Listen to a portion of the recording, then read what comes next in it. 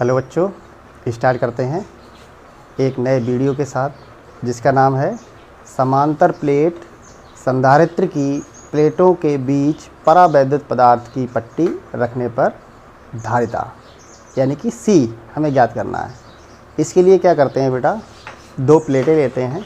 ये कोई दो प्लेटें हैं जिसका नाम है एक्स और वाई। क्या नाम है बेटा? एक्स और वाई, ये दो प्लेटें हैं और इनके जो बीच की दूरी है वो बेटा कितनी है? स्मॉल डी दे रखी है। अब इन दोनों प्लेटों के बीच एक परावैद्युत पदार्थ की एक पट्टी रखते हैं। परावैद्युत पदार्थ जैसे कि कांच हो सकता है और परावैद्युत पदार्थ की पट्टी यानी कि वैद्युतांक इसका कितना होगा? के होगा। और इस पट्टी की जो मोटाई है वो स्मॉल टी है।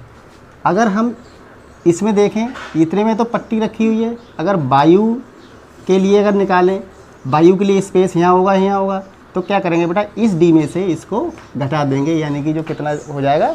डी माइनस टी के बराबर होगा। ठीक है बेटा?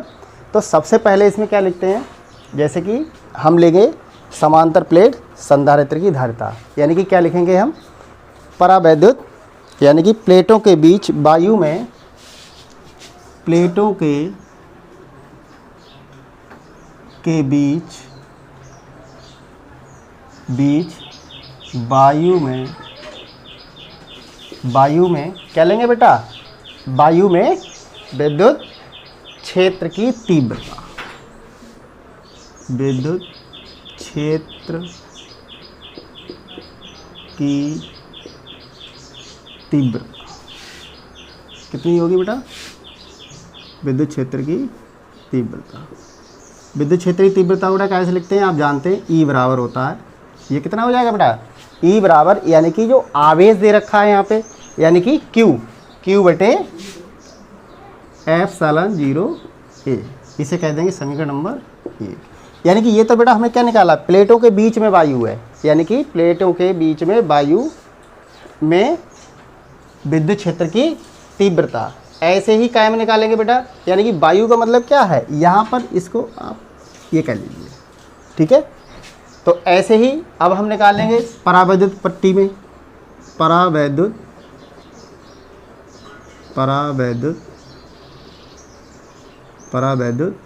पट्टी, यानी कि परावैद्युत पट्टी रखी हुई है, आप देख रहे हैं ये परावैद्युत पट्टी है। ठीक है? तो परावैद्युत पट्टी रखी हुई है तो इसमें क्या होगा?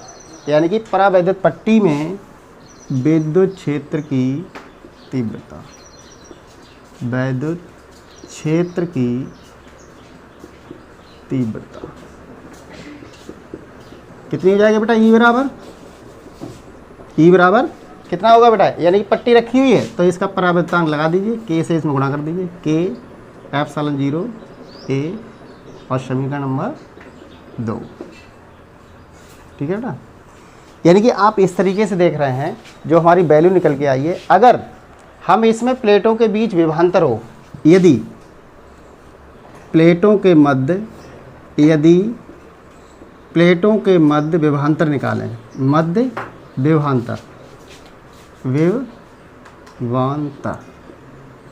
विभवांतर कितना होगा? आप देख रहे हैं। पहले तो आप इसके लिए निकालिए, फिर आप इसके लिए निकालिए। ठीक है? तो सबसे पहले बी बराबर, यानी कि E0 इंटू डी करेंगे और फिर इसके बाद E इंटू टी कर देंगे। ठीक है? तो E0 यानी कि किसके लिए? ये आप परावैद्युत, ये वायु में है, तब इसकी दूरी कितनी होगी? डी माइनस टी के बराबर होगी, प्लस, और ये किसके बराबर होगी? E इंटू टी के बराबर। तो समीकरण 1 व 2 से आप इनके मान लगा दीजिए। समीकरण 1 व 2 से मान रखने पर तो b बराबर कितना मिल जाएगा? E0, यानी कि आप देख रहे हैं वैल्यू कितनी है? q बटे एप्सिलॉन 0 a, और ये कितना? d माइनस टी, प्लस ई का मान देख रहे हैं समीकरण 2 से, q बटे एप्सिलॉन 0 a और इंटू टी। ठीक है बेटा? यानी कि यहाँ तक है। इसके आगे देखते हैं। ठीक है? आप देख रहे हैं यहाँ से क्या क्या कॉमन मिलेगा हमें? q बटे एप्सिलॉन 0 a यहाँ से और यहाँ से, दोनों ही कॉमन दे रखा है, तो यहाँ से हमें मिल जाएगा। और ये बेटा इसमें के दे रखा है, ई यानी कि के भी तो होगा, हाँ के होगा। ठीक है? समीकरण 2 में यानी कि आप देख रहे हैं क्यू बटे के एप्सिलॉन 0 ए इस तरीके से। और ये कितना मिला? Q बटे B बराबर, ये B का मान आएगा, Q बटे एप्सिलॉन 0A, ये पूरा कॉमन आ जाएगा। ठीक है, अंदर कितना बचेगा, ये वैल्यू पूरी बाहर निकाल लिया आपने, और ये कितना है d माइनस टी प्लस, ये इस तरीके से d माइनस टी प्लस का यहाँ पे कितना मिलेगा बेटा, ये बाहर निकालिए तो k बचेगा, t अपॉन k, इस तरीके से t आ जाएगा। ठीक है, ऐसे ही तो b बराबर जो हमारी वैल्यू निकल के आती है, b बराबर q बटे एप्सिलॉन 0A के बराबर है। ये कितना मिला है हमें, यानी कि q epsilon 0 d minus T q। अब हमें निकालना क्या है बेटा, प्लेट संधारित्र की धारिता, अतः संधारित्र की धारिता, संधारित्र की धारिता कितनी होती है, आपने पढ़ा भी है, C बराबर Q बटे B, C बराबर Q बटे B, ये फार्मूला होता है। तो ये वाला मान आप लगा दीजिए इसमें, तो Q का मान आप लगाइए, यानी कि Q तो ऐसे ही रहेगा, और ये कितना मिलेगा, B का मान आप यहाँ लगा दीजिए, Q बटे एप्सिलॉन 0A, और ये कितना d minus T plus t बटे Q। ठीक है, और ये बेटा Q से Q कैंसिल हो जाएगा। ठीक है, और हमें कितना मिल जाएगा, यानी कि C बराबर तो चल रहा है ये, तो C बराबर हमें मिल जाएगा, इसकी आप मल्टी ऊपर करेंगे तो ये ऊपर पहुंच जाएगा। ठीक है, तो एप्सिलॉन 0A और कितना, यानी कि एप्सिलॉन 0 तो ऊपर पहुंच गया, और ये हमें मिल गया d minus T plus t बटे k।